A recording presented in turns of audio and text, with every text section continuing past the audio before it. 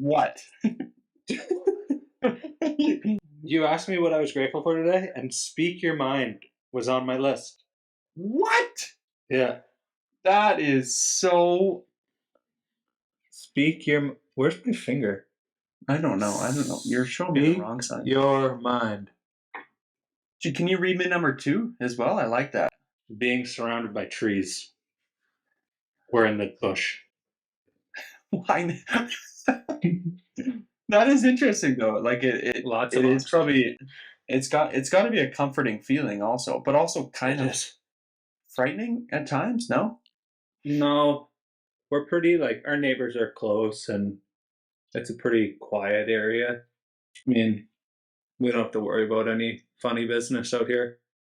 Okay, So yeah, start. this is Give it a little context. yeah, to add some context as to what we were talking about.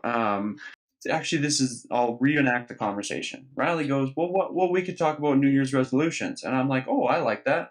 And then Riley's like, well, I don't really do New Year's resolutions. So essentially, our New Year's resolutions are going to be shared, and part of Riley's, not resolution, I guess, New Year's 2024 goal is what, Riley?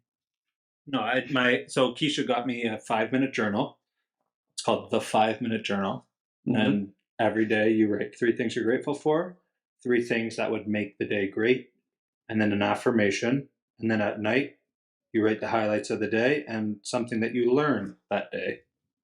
So it's just an easy way of doing it. I've kind of been off the journal game, and it's just a really easy / quick / effective thing to do. And I've been enjoying it, and I've been consistent with it. So I'm going to try to do that and see where it leads. Paint the picture for us. Are you, when you wake up in the morning, do you have a little coffee chair that, you grab your coffee and you sit down, you grab your 5-minute journal, and it's like, this is my oasis for the next 5 minutes? Or, paint that picture. So I'm trying to come up with an effective morning routine, and I don't want it to be too extravagant, but I do want it to be something that I can rely on, get done quick. The hard part is Slater's been waking up earlier now, and so it's hard to wake up earlier than him. Ideally, I would like to wake up and have a little bit of my own time to do the journal, do a 5-minute little bit of breathing / meditation type thing, get my athletic greens in, and then get my journal with a coffee. So that should take you 10, 15 minutes, Yep. So that's the goal. It hasn't always worked out that smoothly, but when it is smooth, it is nice. It's a great way that I've found to start my morning. So. And are you a pot of coffee guy, or are you a K-Pod guy? We do the espresso? The pour over. Oh. We do Chemex. Oh, that is good coffee.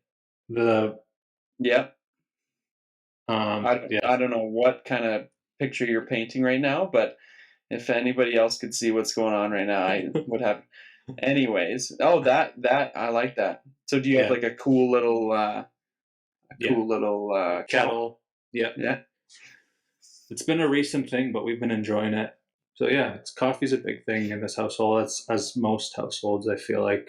And what do you foresee a reasonable age for Slater Man to start drinking coffee? I don't know, actually. I don't know. There's got to be don't they say it stunts your growth or something if you start to, that's probably just an old wives' tale, but is it wise tale or wives' tale? Old wives' tale. Old wives' tale? Wives' tale or what? I think it's wives. Where'd you get wives' tale? Well, it kind of sounds the same. That's a new thing, the old wives' tale. Kind of makes sense. Anyways, what's your New Year's resolution? I think routine. Routine's probably something that I really need to hone in on. I had a really good routine going before Mexico, and then you go to an all-inclusive, and you know what happens there. Well, carbs on carbs on carbs on beer, on tequila, on carbs on carbs. So I think that kind of swept everything away, which was actually kind of disheartening. And obviously Christmas time is I'm gonna be the first one to say I'm not going to the gym during that week of Christmas. Like I'm not. Like I should. Hmm. But I was also coaching a hockey tournament this year, and it's funny I asked that question about when should Slater man start drinking coffee because one of the siblings on our team, who I think is around 13, was drinking a coffee, and I That's was like, "Oh, early. interesting." No, but like it's, dude, I swear to God, it's like becoming a thing now. Where like I didn't have my first cup of coffee until I was 19. Yeah. Are they coffees or are they like Like sugary with an espresso? lattes, probably like lattes. Yeah, that's crazy. I didn't even, I probably was later than 19. I think it was after college. What? You didn't have a coffee in college? No, my teachers would bring them to me so I would stay awake. Oh wow, that might be the But first thing. I wouldn't drink them. I wouldn't drink them. Didn't like Might be the it. first time I've ever heard somebody in college or university that didn't drink a coffee. Yeah, that's like 15 years ago though. Don't age yourself, you old wise tale.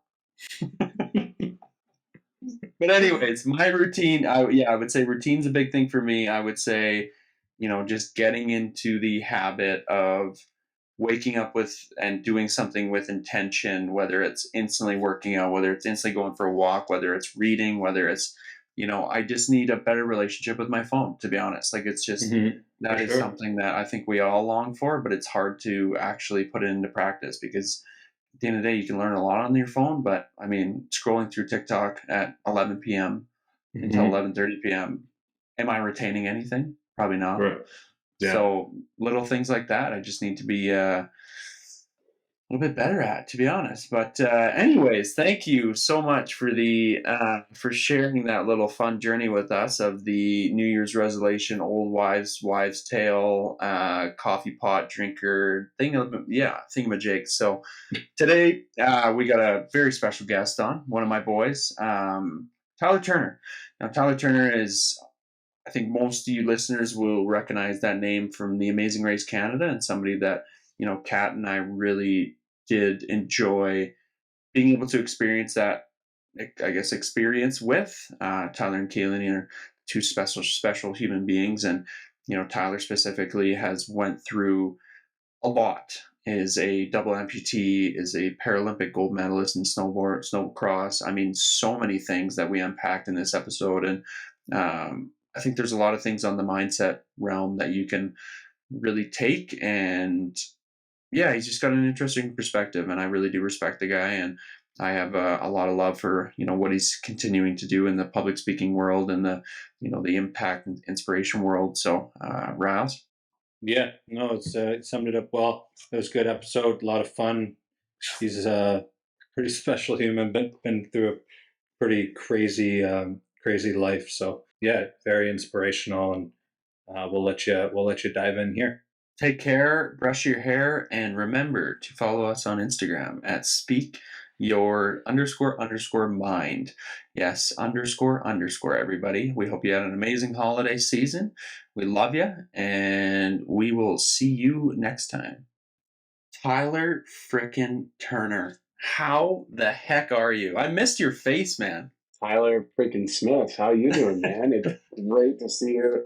Yeah, great to chat again, man. I'm doing great. I'm doing good. How are you? Riley, so great to meet you. Hey, I'm curious. I'm curious what your setup is right now. We're getting the Wi-Fi figured out, got that checked off. But what's your setup?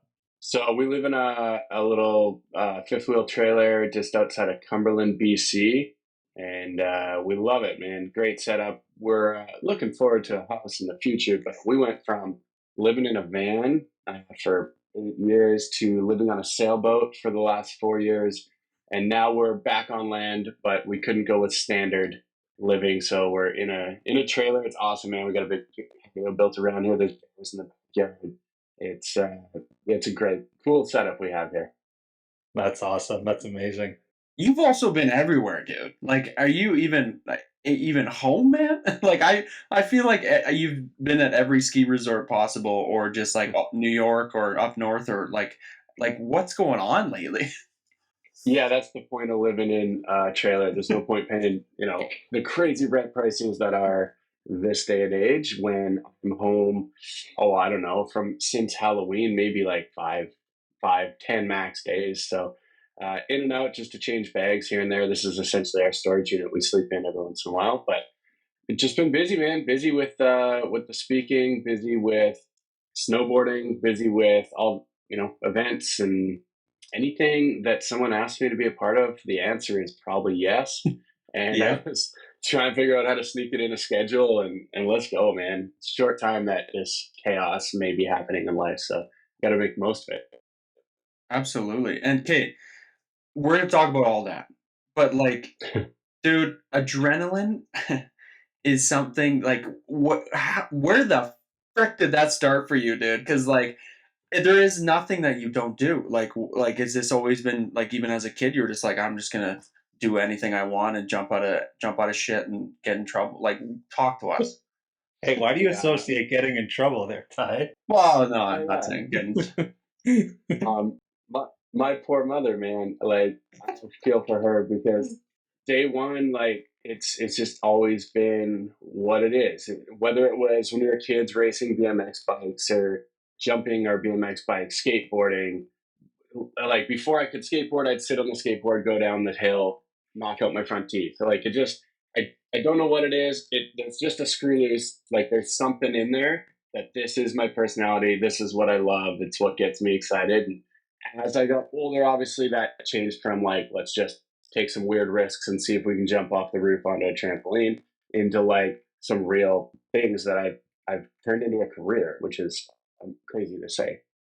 What was your first love in the adrenaline sports world? Like, I know you've had success in snowboarding and surfing. I've seen your mountain bike now, but did you have a first love or a favorite? I mean, skateboarding and snowboarding was because it was accessible when I was young. Yeah. So, I mean, there's videos of my mom at our cabin in northern Saskatchewan, so not many hills available, towing me behind the snowmobile and the ATV. We'd be out there like building little jumps, and like I don't know, I'm 6, 7 years old or something, like holding the ski rope, and she'd tow me over jumps, and I'd fall, and I'd be all excited. So definitely, yeah. I mean, snowboard, skateboard. That was standing sideways on boards was always my favorite. Always has been.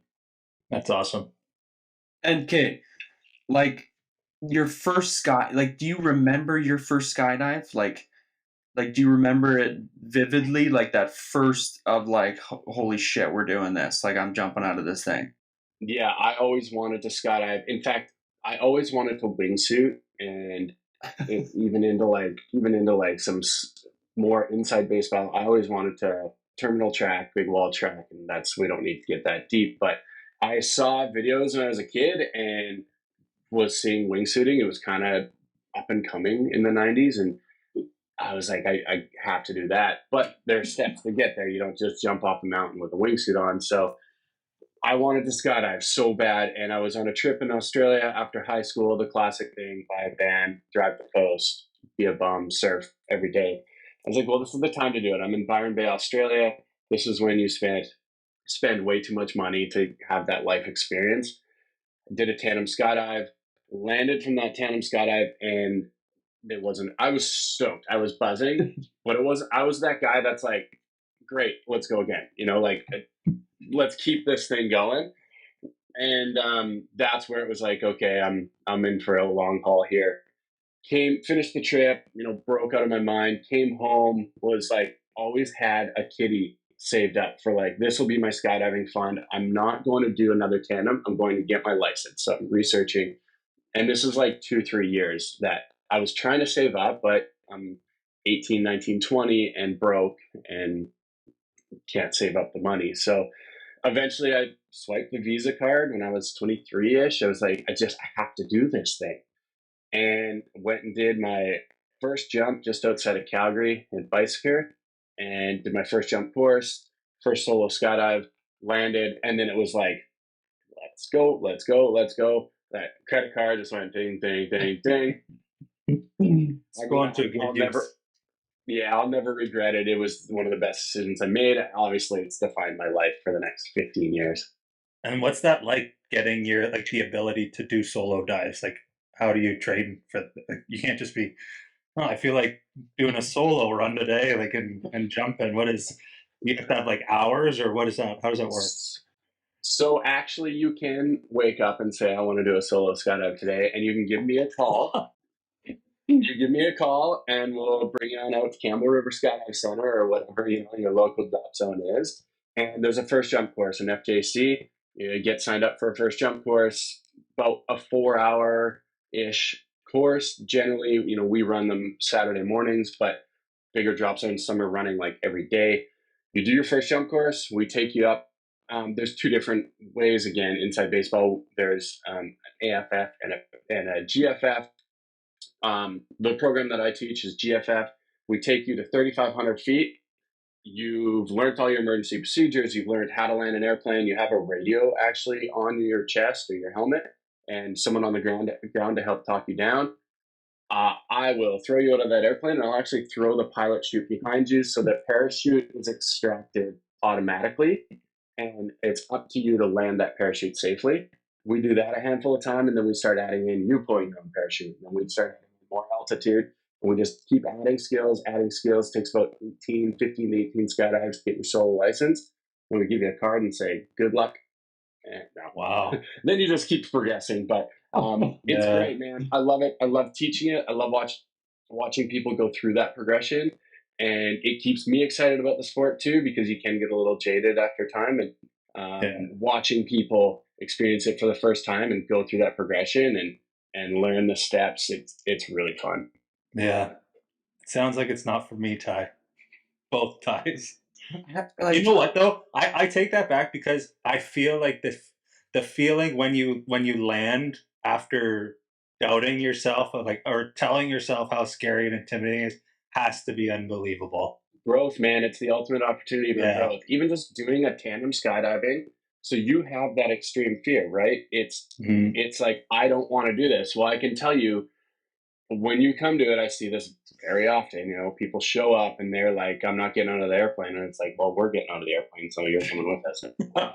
But when they land, like the growth and from like overcoming that fear is incredible to watch, and you don't need to all of a sudden become a pro skydiver 3 years later. Like, just to go do a tandem skydive where you're going with someone who's extremely skilled and has a minimum 500 jumps to even become a tandem instructor, but generally tandem instructors have thousands of jumps.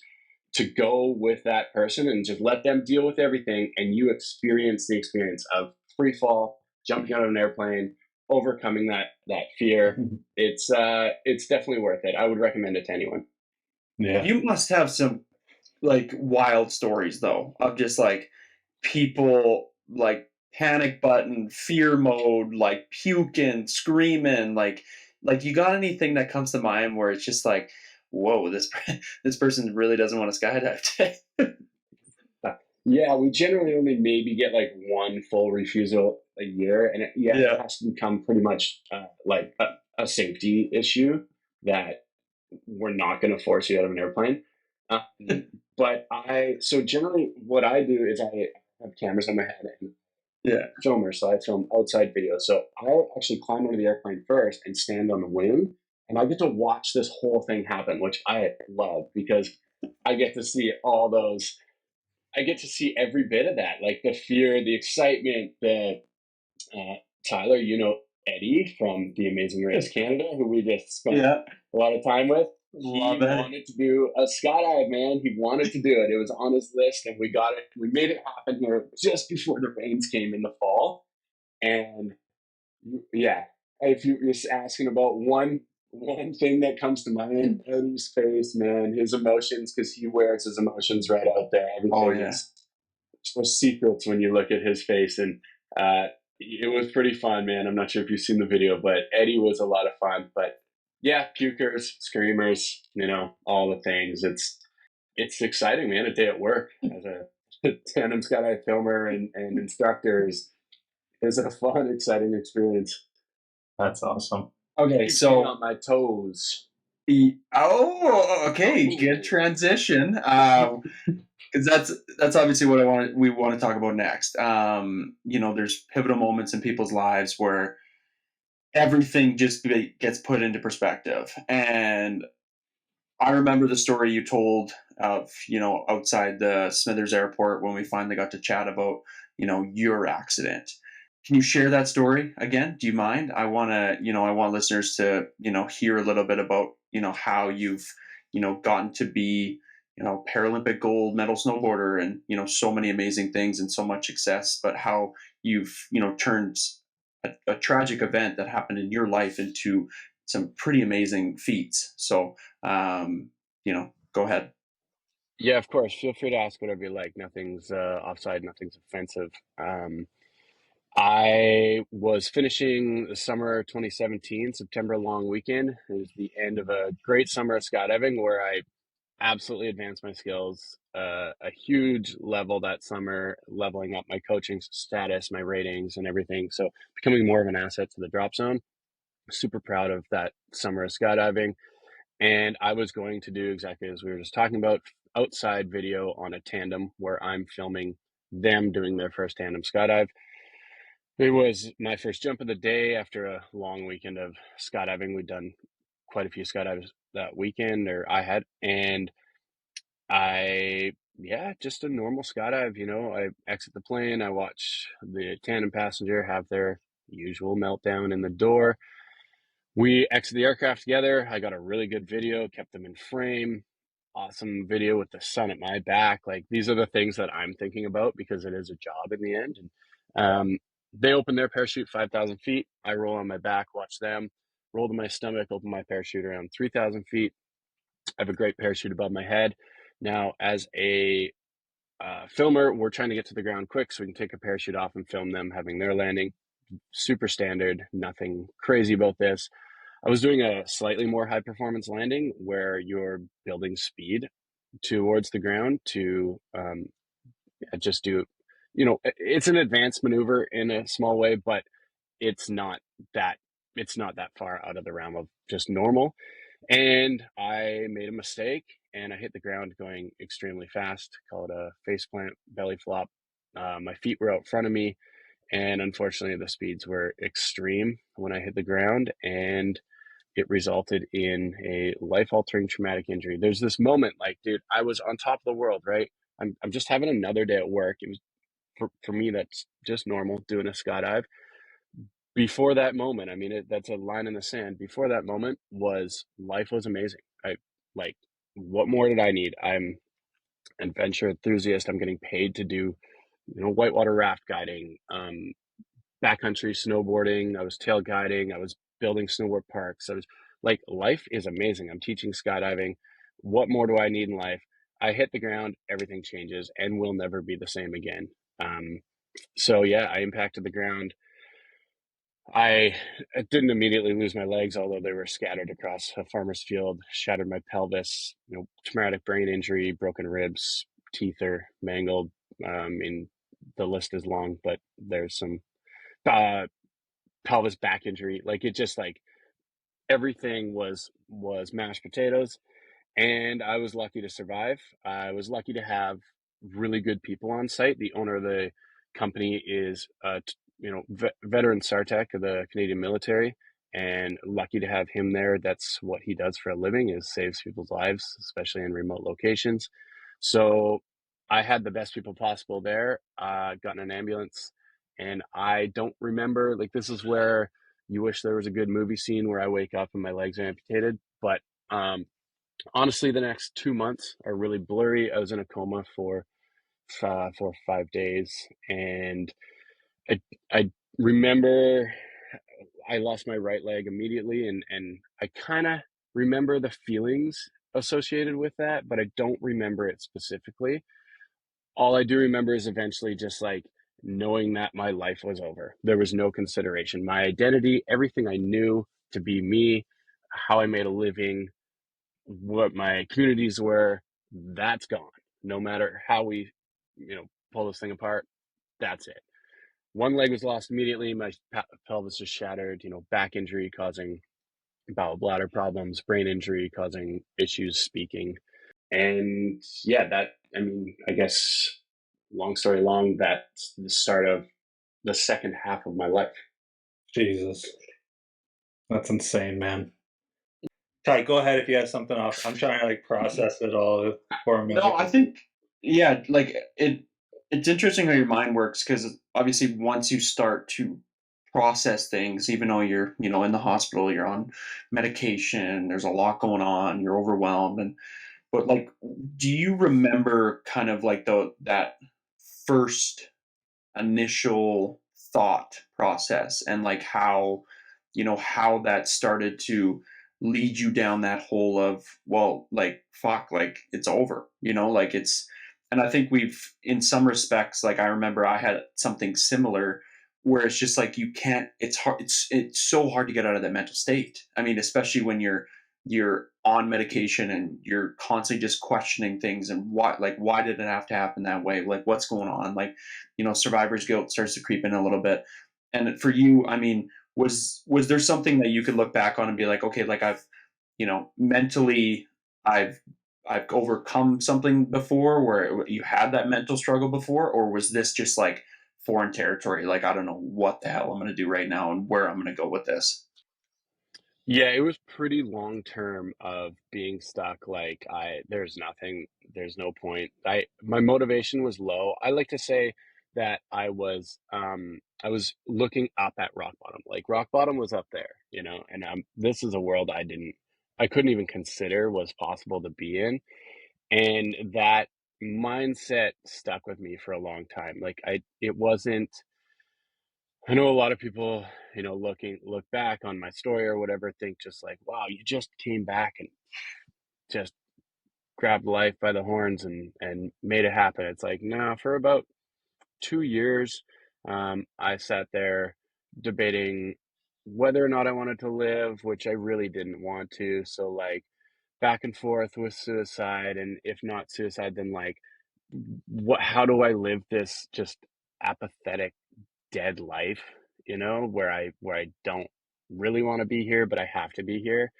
Yeah, that was a long-term thing. It wasn't this big like we're gonna make this happen. However, now looking back, like I have this whole thing about like the opportunity for adversity is like, we should be grateful for that. Speaking with new amputees and stuff, trying to convince someone of that is crazy, right? Like you can't just tell them like, "Hey, you're so lucky to be sitting here in this place because you're gonna be like, don't worry because this is gonna be the greatest thing that's ever happened to you." It's like, yeah, right. But looking back now, it's exactly that. Like the growth, what I've learned, everything from being in that spot, I mean, it's got me to where I am today, which is, you know, we started here. I thought life was amazing. We went here so far that we don't even know where it is. And now we're here. So it's the growth has been incredible, but in the moment, you don't know that, and nor do you want to be there. We'll talk about the growth for sure. I just want to ask one more question. Like, what did you notice about, like, when you look back at it during your recent time after the accident, like what did you notice about yourself, like when you think about like the habits you built and like your attitudes? And I'm sure you were pretty short with the people that you loved, and you were probably like, what sticks out to you about kind of like that mental state and how you sort of portrayed that to others? Yeah, that's funny because how I portrayed it and what it was are two very different things. I was like working hard to put out on social media that like we're staying positive, we're doing this thing for the most part. I mean, there were some pretty gnarly posts too that went out occasionally when I couldn't hide it anymore. But for the most part, the goal was like hide it, show that we're good, show that we're moving on. Whereas the reality at home was the absolute complete opposite of that. It wasn't good. And like I say, for a long time, like I was happy with the perception of me doing all right and me like showing this strong front. That was good. Like I was happy if that was what people thought I was at. But man, the struggle was not good, and the motivation just wasn't there. Like I didn't have it in me. I felt like a shell of myself, and I felt like there was no reason. Like that was the biggest thing for me is like, why? would I push through, or why would I put in the effort? Because I currently have one leg amputated. You know, it turns out a year and a half later, I also get a second leg amputated, which is like, you think you're building a little momentum, and just like you want to get kicked in the face, just have another limb cut off. Um, yeah, any forward momentum was just getting beat back down, and it was hard, man. But what it all comes back to, and I've strayed way far away from your question, but where I found it in the end was my passion for sport. So all this stuff we talked about, me being, having a screw loose, that's what saved my life. Because my thing, like laying in a hospital bed, is like, I don't want to be alive, but I do want to surf a wave again. And I do want to jump out of an airplane again. I do want to ride down a mountain again. I do want to climb a mountain again. Like, great. I don't care about anything in life, but I want to do those things. And, uh, I'm an addict for sure. I'm just lucky to become addicted to something that is healthy for the most part. And that passion for those sports, those activities, that's where I found the motivation. That's where the energy fired up. Like, that's where I was able to get that pendulum just started a little bit, and like, positive, negative, who cares? It's all energy and it all moves. Like, being mad being mad is great when you're in that situation, because when you're sitting there and you have zero energy, it's just apathy, that's you're dead. Being mad, that's some energy on the pendulum, and yeah, that's what fired it back up, was trying to get in the air again. Yeah. That's a really interesting way to put it. Of like, because I think for a lot of people now, it's like, okay, like hide your emotions, don't show your emotions. And I think, in some way, at times, maybe not showing a ton of emotion is good for you. But I remember a conversation I had where I was mentioning, and I was like, I started to get super angry and I started to get super mad, and like, that's not me. But then they were like, no, but like, that's good. Like, having emotion is good. Like, you need to have emotion. Mm, And like, it doesn't matter if it's, it manifests into a more of a negative emotion. Like, as long as you're having that emotion, that really does show something. So like, to even kind of go forward to my next question, now that you've gotten into the world, gotten into helping with new amputees and speaking to, individuals that have similar events, is that something that you're helping, or I guess, is that something that you're trying to promote, even for them, is like, when they're feeling low, like, go out there and get outside your comfort zone and do something and be spontaneous and like try to get that emotion back? Like, is that, for somebody coming to you that's a new amputee that says, I'm just at a low and I can't get out of it, like, what is, I guess, your general piece of advice? And this is just like to people in general as well, but I'm, curious as to, especially to new amputees. yeah, it's a tough one, because you can't just tell people to like be mad and then go do bad things, so, Yeah. but man, like, harnessing that, th- one of my biggest pet peeves after my accident, and people ask me advice on, like, if they've had a friend that's been in an accident. When you would walk in my hospital room and say, "Just stay positive," Oh, that would drive me. oh, It would yeah. drive me insane. I'd be like, okay, I'm sitting here, my pelvis doesn't move, my legs don't move. One of them's amputated. I can barely string together sentences. Where's the positive part here? Like, what do you Yeah. want me to stay positive about? So we can't just sit. We can't have these accidents or anything in life, man. We're all going through stuff. It's never a comparison, but you can't just sit there and stay positive about whatever bad thing is happening to you. But we have to process those negative emotions, and like I was saying, like, this is energy, like negative anger, that's energy. And so to deal with it in a good way, I was just speaking with a guy who lost both his legs a few weeks ago, and I was like, dude, get like a punching bag, and just like, when you're mad, like, scream and yell, and you get that energy out, because if you just push it down, it's going to come up and it's only going to get worse. My thing was like the arm erg, we all know the ski erg or arm ergs. Like, oh, it doesn't run that thing, until I was like yelling at it until like my shoulders hurt, just like get some anger out. And to be honest, uh, I would just go break sticks, like there's Yeah. something really therapeutic about going into nature and just like, snapping some sticks over your knee. It's just like, I was mad. I was super mad that I'd lost everything. And that energy, that was a healthy way of dealing with it. I believe. I'm not a doctor, take this with a grain of salt, but um, yeah, like dealing with those emotions, and that's all fuel, if you can deal with that stuff, that's fuel to swing that pendulum the other way, and it's only going to come the other way with that much more energy to push you even further into that like positive mindset of growing. Yeah, it's a great way to put it. I mean, it's just like, just activity for anybody that's feeling down in the dumps. It's scientifically proven to get you start like the hormones and everything in your brain to start releasing and get you feeling better. When you were kind of coming out of like your worst times to starting to feel better, like what do you attribute that to?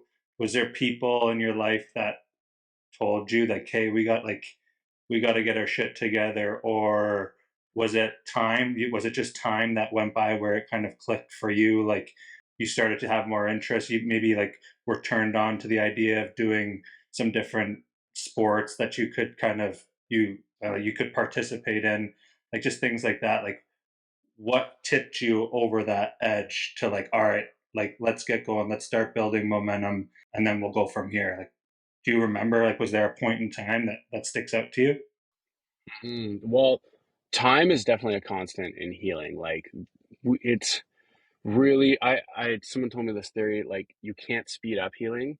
You can only have the fastest you can heal, and you can make it worse from there. So do all the things you can do to be good to yourself, to help yourself improve your healing and make it go quick. But there is a time it's going to take for a bone to heal, for your emotions to heal, whatever that is.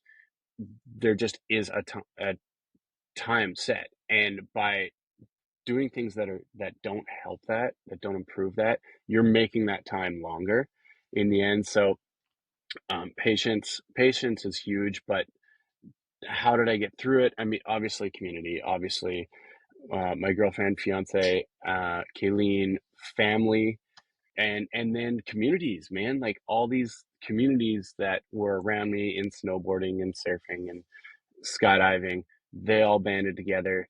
They were able to support me. And that one thing you ask, like, what was it? Honestly, I started going to do wheelchair sports, so wheelchair basketball. And this was super early on, 5, 6 months after, like pretty much once I could start moving my pelvis, it was wheelchair sports. I was trying wheelchair basketball, wheelchair tennis, and I knew they weren't for me long term, but just that little bit of like, I'm a competitive animal, and I was just doing have a go days at the local, community center in a wheelchair, but a little bit of excitement of like, oh man, I scored, or I had played good defense there or something. It didn't matter, but it gave me a little bit of that feeling. And that when I realized what that feeling was, I was like, yeah, I need to find real meaningful competition. So I want to do these sports, I want to do these activities, but I love competition. So I was kind of pursuing that, and I did it with, started with wheelchair basketball. I started playing wheelchair rugby.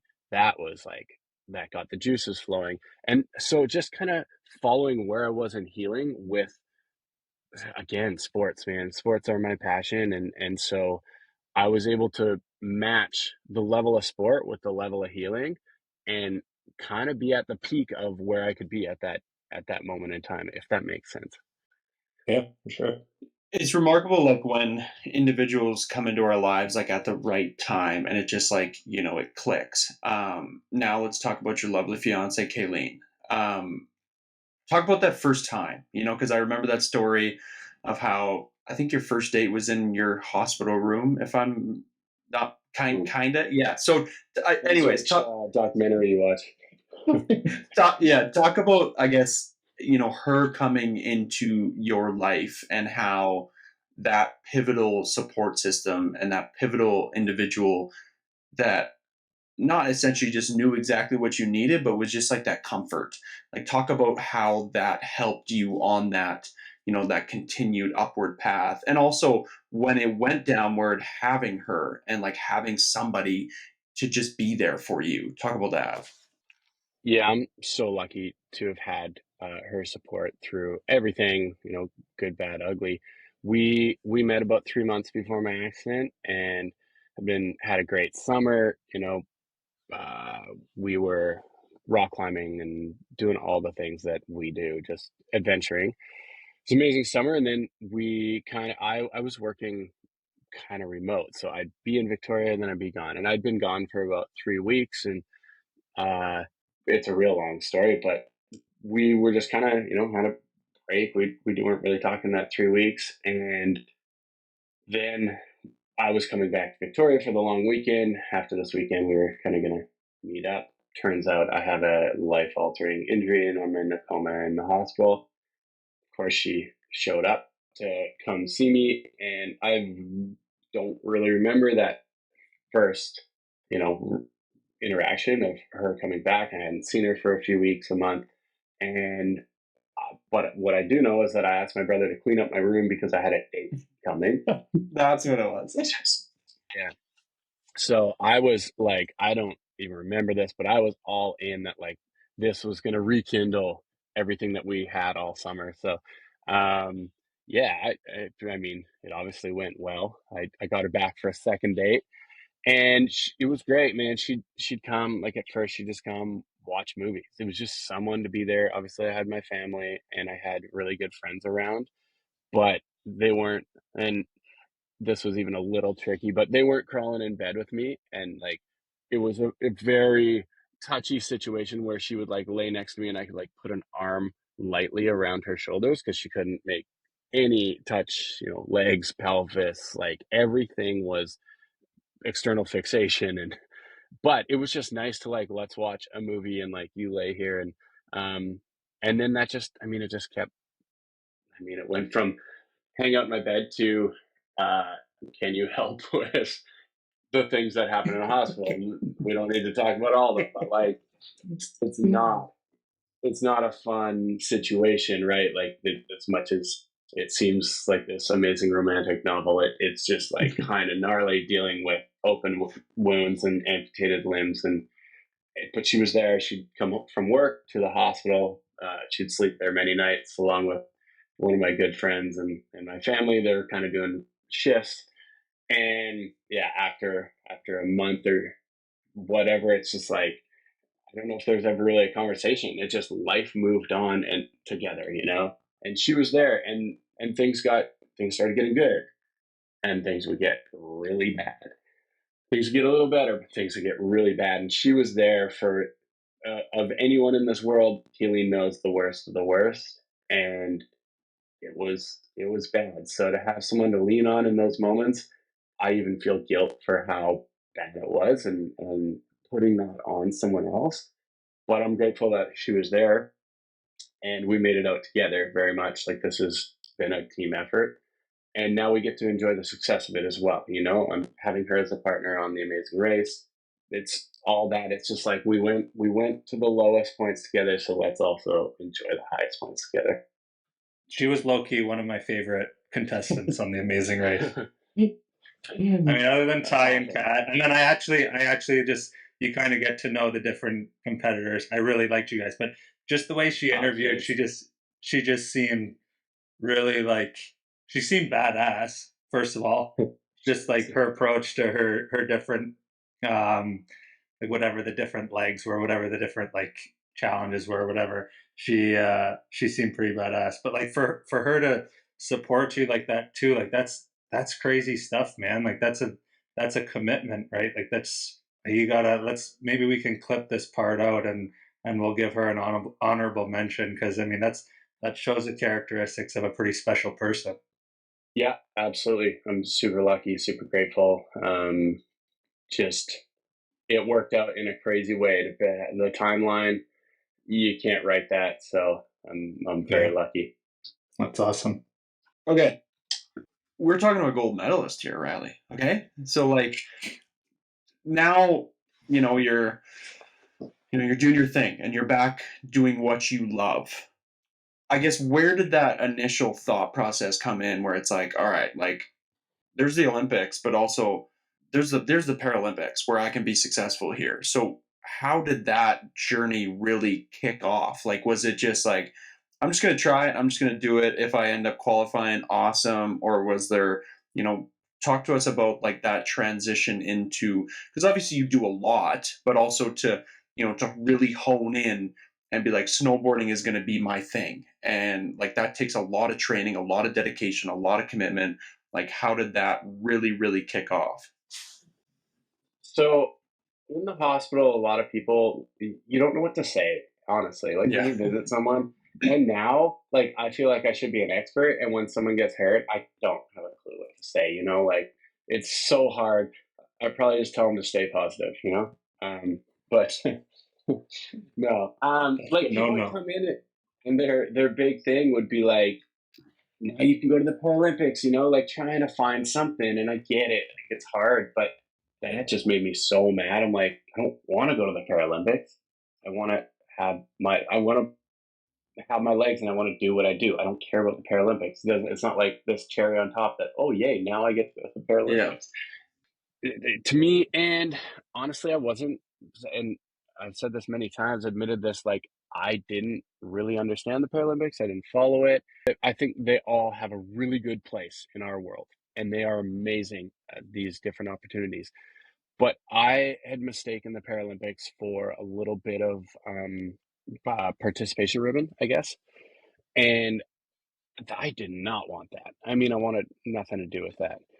So it's not my style. I'd rather go lose an able body race than win a para race when I'm laying in the hospital bed. That's my mindset. And so when people said this, I'm like, great, whatever. Yeah, not for me. Now, as the years went on, and it was years before I kind of really got into this, 3 years later, and I was just back snowboarding because I love snowboarding. I didn't care. I was snowboarding pretty well. I was proud of how well I was riding. And I went riding with a friend of mine that was involved with the national team that I knew from before. He's like, dude, how are you not racing on the Paralympic snowboard team? And I'm like, yeah, I don't really care. I don't, whatever, just gonna do my thing. And he's like, no, man, like check these videos out, watch it, like you got to see what's going on over there. And I start watching, and like I'm watching elite athletes compete to be the best in the world, devoting their lives to training everything, every penny, every bit of time. And like they're racing for hundredths of a second. They're pushing hard. The crashes are real. The competition is real. And I was like, oh, okay, we this there could be something here. So I got in touch with the coach of Team Canada, and he was probably like, yeah, wait, great. I've seen a million of these emails. Like another guy thinks he can be the best. And I'm like, man, I really think I got something here. I think I got something here. My whole life has been snowboarding. I've made a living snowboarding. I just want to see what's possible here. So they invited me out to a camp, and I had a really great camp. COVID hit.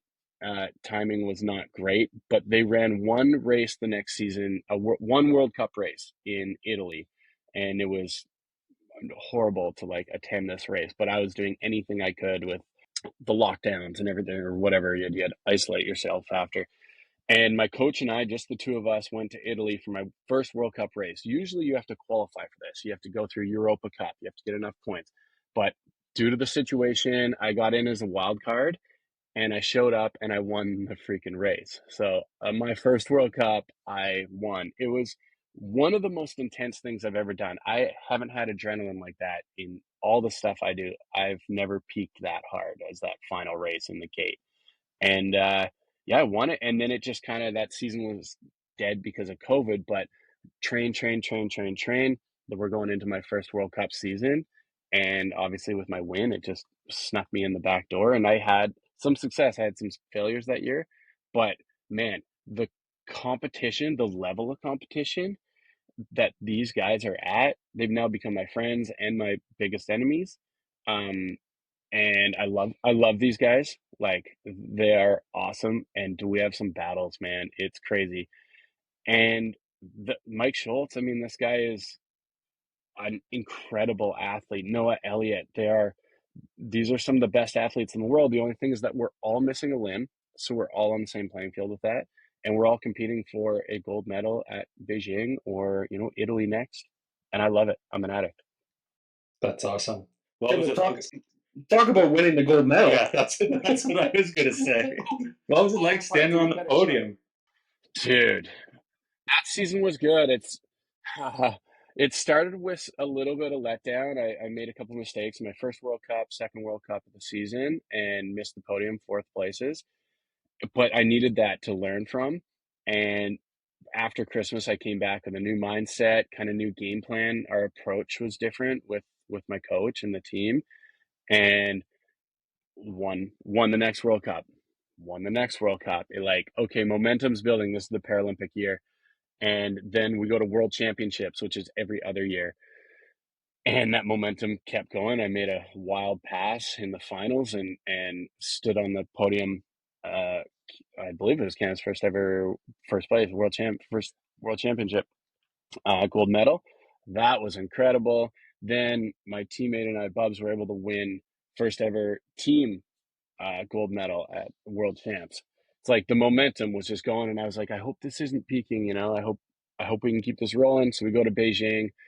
The craziest experience of my life, man. Everything about it. We could do a podcast on Beijing itself, the experience, but I made the finals. My goal was make the finals. I always say, get to the finals. You never know what's going to happen. I can't hope to win. That's just like, there's so much room for failure. It's like, I just want to make the finals and anything can happen. I made the finals and like the weight came off.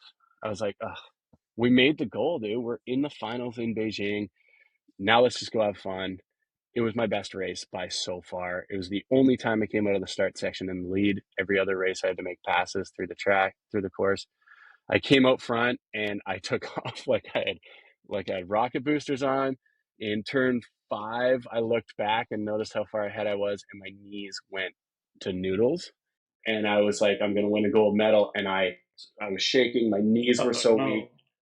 The final rhythm section, if you ever watch the video, I catch edges hard, like really obvious to where you're like, that I'm going to go down. And that final jump, I started celebrating before the finish line. And at that point, I wasn't celebrating winning. I was celebrating not falling on that last section. Because I thought I was going to give it away. But crossing the finish line, man, one of the wildest feelings of my life. Standing on the podium, I honestly thought was going to be like, oh yeah, whatever. Oh, you don't realize these medal ceremony, these medal, like where they do the ceremonies, how grand they are, dude. At the Olympics, like massive screens, and you're standing backstage, and you walk through this little tiny door, and the screen is like huge, and walk out on the stage. It was first time the Canadian national anthem had been played for Paris snowboard, and it was just one of those things, man. Like a once in a lifetime experience to live with me forever, and one of the greatest moments of my life. Also, very much for me, a moment that proved like we're back. Like we're on top. It's almost unexplainable. You painted a really good picture there. I had some good imagery in my brain. I remember watching the video, but I didn't. Not like you talk about like now I'm gonna watch it again with like looking at your edges because I just want to like slow mo. I just want to like live in your brain of like holy shit. Need slow mo, man. You'll see coming out of turn 4. You'll see the look back. I think the announcer even says like he looks back and sees the gap that he's created. And then I come out of the next turn, and you don't need slow mo. That rhythm section, there's like 8 bumps. Like you can see how obvious the edge catch is, and your heart will sink now that you know what's happening. When you see that edge catch, your heart will sink just like mine did. That's hilarious. I want to go back when you were talking about like when you were building momentum, and you said you had a few things to correct before you won the World Championship and going into the like. Were those things glaring, or were they just like little things that we don't need to talk about? Like, were they big things that helped you? No, these are like big things that I talk about in my speech. Okay. It's like, because I was struggling. It was mindset stuff, It was, I could snowboard no problem qualifications, I was generally qualifying in first or second.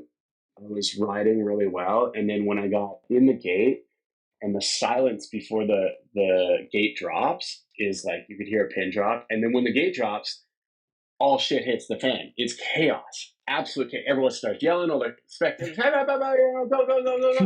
And then you're in the gate, like you wanna talk about going from like resting heart rate to peaking in an instant. It's the moment that gate drops. And I was just struggling with gripping the stick too hard. You know, I would come out and I'd be gritting my teeth. I'd wanna get out of the start so bad. I wanted to be first. I wanted to come out in first.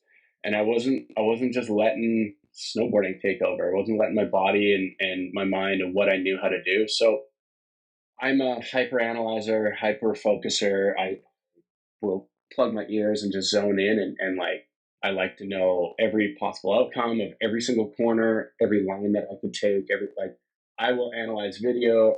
That's just how I roll. But the problem was that I was doing that all the way until the gate dropped.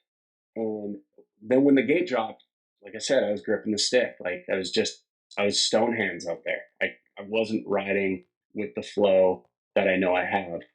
And I was, you know, and you talk about flow state, I'm sure a lot. Like I was so far from flow state, I was like crazy state. So we kind of dialed it back, and like it wasn't just about the race. It's like what can we do before the race to prepare so that I am in that flow state when the gate drops. And what I came up with is let's not think about snowboarding. Like let's hyper analyze. Let's go until I know. And I say this with skydiving. If you visualize in the airplane on repeat, visualize, visualize, visualize, and then the door opens and you go, generally you mess up because you've over analyzed, over visualized. However, visualization is the best practice we can get. You know, there's some stat, it's like 80%. You can get 80% out of visualization that you can from actually doing the real thing. So I would be visualizing these runs all the way till the moment. So we dialed it back and thought, I'm going to visualize this race until I feel great about it. And then then it's done. We're going to forget about it. And I'm going to take on a race day as if it was a skydive. So I would plan to, with my coach, once we hit that moment, which was 5 minutes or 10 minutes or 20 minutes before the race, no more snowboard thinking. We think about skydiving. So what airplane are we jumping out of? Where are we jumping? What are the upper winds? What's our landing zone? What kind of pattern are we going to fly? All these critical logistics to doing a safe skydive. That's what we would discuss, my coach and I. And the other competitors thought I was out of my mind, crazy, because we're just talking about like, you know, how are we going to exit the plane? Well, exit speed's 130. We got to make sure we take it, you know, in the start. Does this guy know he's snowboarding? Yes, it's like out of his mind. And then, you know, before you skydive, we always slap it and pound it. So in the start gate, when he leaves, that's what we do. And actually, in the video in Beijing, when they come across and the camera comes to each rider and it puts your stats up or whatever, it was coming down to me, and I was the last one. And I was like, oh, I'm going to think about snowboarding. Like, shoot, what do I do? You know, like it's camera. Am I going to wave and say hi, mom, or whatever? Like, I'm going to get out of this thing. No, I thought, well, what's the last thing I do before we leave the airplane? You do your handles check. So, you know, look, locate, punch right, punch left. So that's to cut away your main parachute and pull out your reserve parachute. If you watch that video, a camera comes across me, I wave, I put the Canada flag up, and then I go, I punch right, punch left. It's the last thing you do before you leave an airplane. And that was it. I was laughing inside, dude. When that gate dropped, I was just like having fun. Jump up. Yeah, dude. When that gate dropped, it was like the door opened. It was like leaving an airplane. It was like I said, my best start. My first time coming in the start section in first place. I was loose. I was on top of the world. You know, I talk about flow state. Like there was not another thing happening in my head until turn 5. That's awesome. That got me thinking, Ty, you'll like this too, being a music guy. Do you know Rick Rubin? Do you guys know who Rick Rubin is? Yeah. I was listening to him talk about he was doing work with Neil Diamond. You know Neil Diamond, right? Sweet Caroline. Where he said that he was a little apprehensive to do work with Neil Diamond because he thought Neil Diamond's voice was almost like too good, where there was no screw ups. Obviously, he's a generational talent. He's amazing. But Rick Rubin thought, he's like, I don't know how I can help him and get the best out of him. So he made him play guitar. And I guess he said, he's like, he wasn't a comfortable guitarist, but when he played guitar, his voice, it got more real. Like kind of he let that guard down.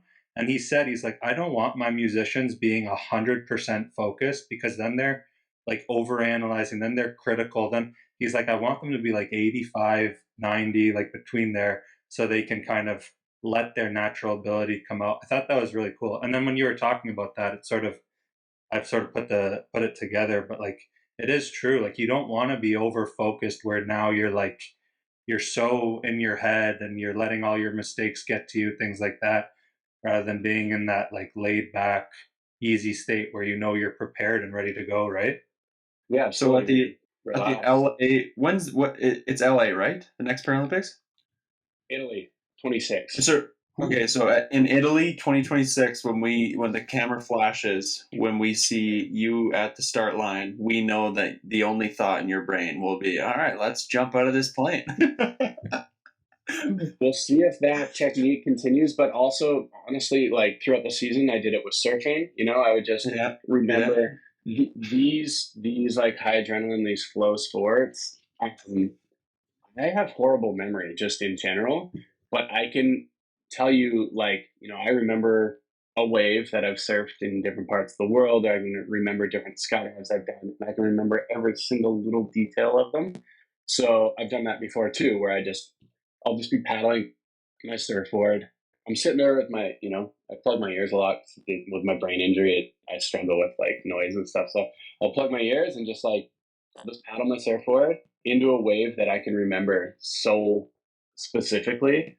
So I've just done that with different sports, snowboard lines. I've done that too. And just turns out that at the Paralympics in Beijing, I was skydiving that day. So I'm definitely doing something other than snowboarding. Okay. This is interesting because I think like mentally there's things that we do as human beings to either remove us from that state or help us process that state that we're in. Obviously you and your, picturing skydiving instead of snowboarding is something that helps you mentally. Over this crazy journey that you've been on since your accident, you said, there's been so many highs, there's been so many lows, so many ups, so many downs. Like, is there anything else that you can really think of that has helped you immensely, mentally or emotionally when you start to get in those, more difficult mindsets again? Ooh, well, I worked with this mental performance coach and psychologist, John Coleman, and he introduced something to me early on that was a bit of a game changer, and he calls it the OPA method, the observe, permit, accept. I've definitely lived by that idea, and with every little thing that I've encountered, high, low, and so that's been a big one for me, between observe, permit, accept, and then breaking down the challenges into smaller, achievable goals. Kind of have been the two things that have kept me going, because I get in ruts. I'm kind of in a bit of one right now with speaking, and so I've had a lot of success this last summer with keynote speaking, and I'm rewriting my speech right now, which to me is like a insurmountable challenge. Yeah. So I'm currently having to do exactly the things that John Coleman has taught me. It's like observe, permit, accept, which we can break down into steps, but it's just like taking that 10,000 foot view at like, what is this? What am I doing? Why am I doing it? And breaking down all the parts of it. Permitting, that's pretty self-explanatory. You just gotta allow the emotions, allow the feelings of all that, and don't force stay positive. Like if I'm angry about it, or happy, or sad, or nervous, right now I'm nervous. Like I'm anxious about taking this on and taking it to the next level. And then the acceptance is critical for anything we do to move forward with. And then I like to add on adapt and destroy. observe, permit, accept, adapt, and destroy. So then, you might have to adjust after doing that. You might have to make some adjustments in it, and that's the adapt part. And then lots of people say overcome. High fives, we like to say destroy, and then it's just like tackle it. Once you've kind of dealt with all the emotions, dealt with the idea, it's time to just dive in head first. Yeah, that's my approach, man. That's my approach at everything in life, no matter what. Yeah, I like that. Okay, Rouse, you're let's move to the race. Yeah. To the rave? Oh, to the race. Yeah, no, we're not. Come on. This is what everyone I meet. I'm like, when I meet people and they ask me about the race, I'm just going to tell them to listen to this, and then they can listen to the entire thing. But I'll let them know the timestamp of where we start doing this, because so many people think that Ty and I don't like each other. I get it, dude. I get it out in public. We should have. You know what's funny is we should have almost like toyed with people and like went at each other on Instagram or something and be like, "You're the worst." We're in the background. I'm like, dude, I love you. Come out snowboard. We got to come out snowboarding next week when we're there, and we should do something just to mess with people. I'll be like, just ran into this asshole in the lift line, Yeah. Yeah, just a video you pushing me off the. Yeah. But it's funny. Do you want to start? Funny. Do you want to start us off? Yeah, sure. With race questions. Yeah. I mean, I guess. Here, you know what? Actually, I got one more question. I wanted to ask this one too when we were talking about the podium, and it kind of, I think it relates to a lot of like the adrenaline sports that you do and things like that too. Like, just you as a person, like, do you take things in? Do you find like when you're in the moment, you take in, like when you're on the podium, for example, did you take in like all of the environment around you and kind of like go back in your head about what you had been through? And like, did you ever find yourself bringing yourself back and walking yourself through almost like a timeline, and then like envisioning where you are in that moment and getting emotional about it? Like, did that hit you? Or was it something after the fact where once you sat down and realized what you did? Like, did you take any reflection time about your whole process? It's a good question. And I really didn't. Like, even Mike Schultz, who, good friend of mine and one of my number one competitors, on the podium, he said, because he'd been there before, he'd been at the top of the podium, and he said, man, like, take this in, enjoy this. And even then, even with his advice and his wisdom, I enjoyed it. I took the moment in for what it was, but there was no like reflection back. And it actually took some time, because obviously the chaos of being in China with COVID and travel and everything, that took it over a little bit. There were some moments like I never slept the next night. I didn't sleep for like 24 hours because I didn't like it. I don't know if it like hadn't sunk in, but it was so intense. Like, and then I also had another event coming up 2 days later, the Bank Slalom, which that's a crazy story on its own. But in the end, when it was all said and done, and I got home, I think that might have been the first time where I had a little bit of a like, holy shit, what did we just do kind of thing? Especially, coming back to see Kayleen and stuff, we got to like reflect on it a little bit together. But honestly, I was home for 3 days, and then I flew to Toronto to be on Tim and Friends, and then I flew to, it's just like, and then I wasn't home for like 2 months almost doing media. And I was asked like, how much media do you want to do after this? And I was like, give me every bit, because this is like the craziest life experience. I may never experience this again in my life. And like, there's an opportunity that, I'm just a normal dude that used to build snowboard parks, and now I'm getting to go on TV and stuff. Like, this was also new to me. So it's like, yeah, sign me up for everything, which after about a month and a half, I was like, oh, maybe I should have like picked themselves a little bit, but I don't think I had the time for it to settle in. And there were moments for sure, but I think not that that is going to ever happen again, but even with the race, with the amazing race, I think because of not doing it with the Paralympics in 22, I've learned that I need to be a little more conscious of taking that time to let it settle in. And that might also have to do with Kayleen being involved too, and her being a little better at that. We're quite a bit better at that than me. But no, man, I just like, I have this weird mindset too, where I'm like, go, go, go, go. You know, there's not a whole lot of looking back. And I'm like, we did it. Let's enjoy it. Okay, what's next? And it just was keep the engine, keep that throttle Because torque. you see some Olympic athletes, they get on the podium and then it's just full breakdown, right? Mm-hmm. And I mean, I guess it's just different for everybody. I don't think I would break down like that. I don't know. I mean, I've never obviously been in that situation, but it's hard to envision. I was just exuding pride. Like that's the one thing I could say. I was just like proud. I think. Well, I mean, you see it on the final Matty Amazing Race too, right? Like there wasn't tears for me, but I was extremely proud of what we'd accomplished because never in a million years did we think we'd be standing on the final mat. Whereas Kayleen, you could see, was very much feeling the emotion, every bit of the emotions. So I guess, I mean, people just deal with it differently, and I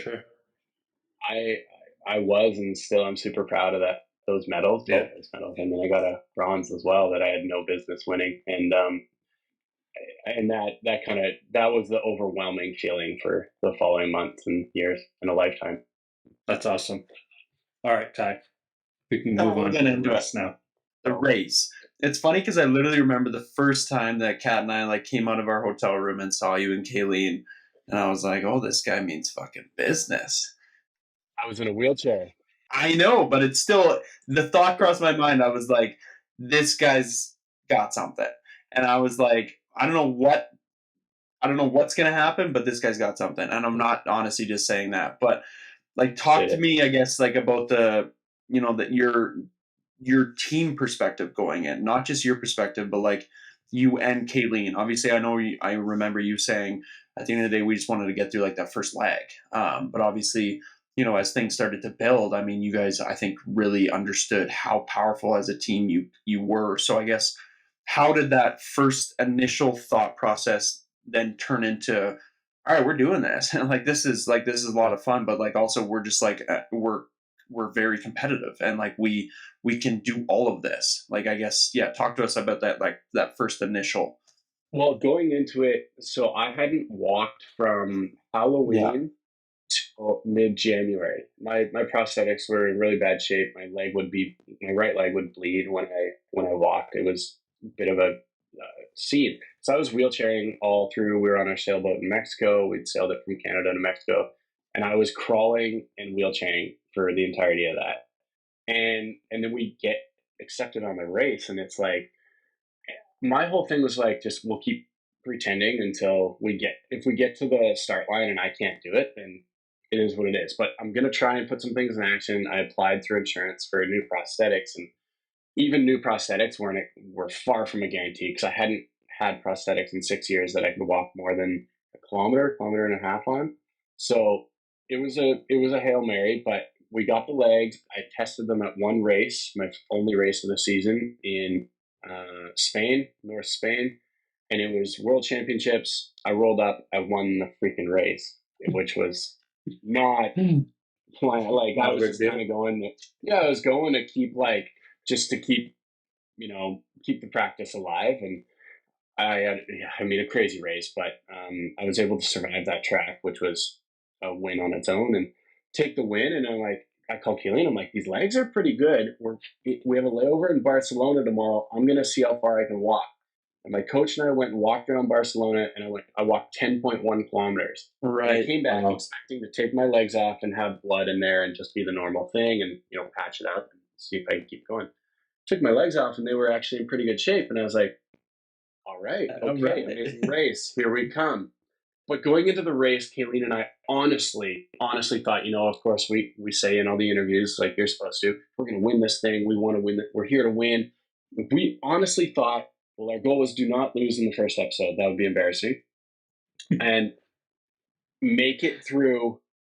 We like 3-4 episodes would be cool. I think it would be enough time to tell our story. It would be enough time to show, disability doesn't define you, or it doesn't hold you back, or whatever, normal cliches. Like, we could make 3-4 episodes. We could do what I came here to do, which was show that, like, anything's possible.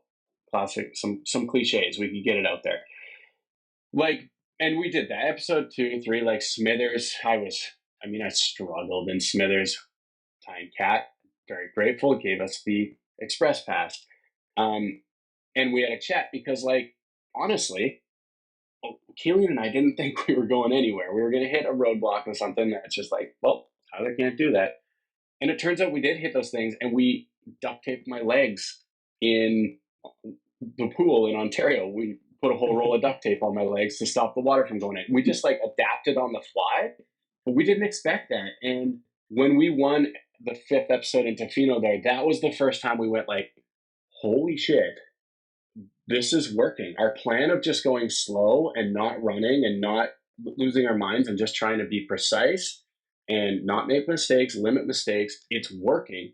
That was the first time in Tofino where we're like, we're actually in this game and we have a chance. Slow is smooth, smooth is fast. Yes, that's what I was thinking, Ty. Thank you. Say it again. Oh, slow is smooth, smooth is fast. It is so true. Like in hindsight, it's and because you're constantly thinking to yourself, okay, go, go, go, get it done as fast as possible.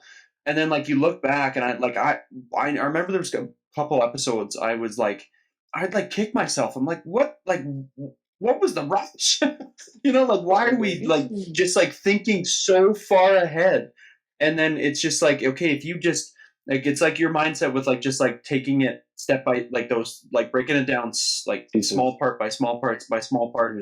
And it's just like, it's so evident. But anyways, Riles, go ahead. No, I was wondering what the quote was because I remember I was like, there was a quote that they were saying that applied to this, and then you said it. So that's all I wanted to point out. Slow is smooth, and smooth is Yeah, it's fast. hard to force ourselves to do that, Yeah. Oh, for sure. Yeah. So I guess, Riles, do you have a question? I mean, just a general question. I just like his perception of the race and what, like, I mean, after it was done, like, what the valuable lessons. I know it's kind of just a little bit of like a broad question, but you had to have taken something from it. And I was just kind of curious what that was.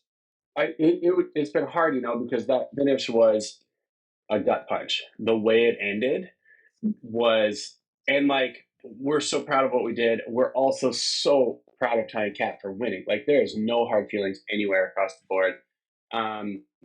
But the finish to have, like, we were just like on cloud 9, the way the race was going and everything. And that finish,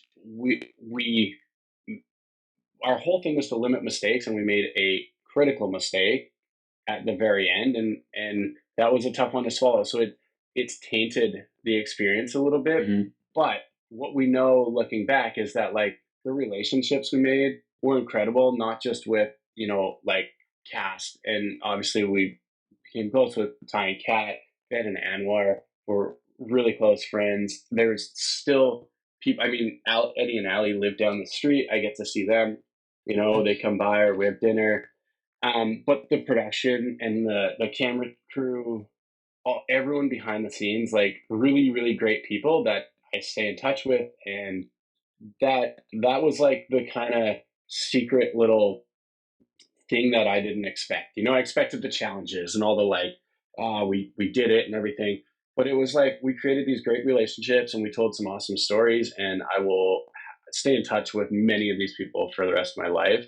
I think that was probably what I took the most from the race, is almost nothing that you saw on TV, but like everything that we, just got to live through together. Oh, yeah, we lost our house. Okay, well, anyways, we can finish it up. Yeah.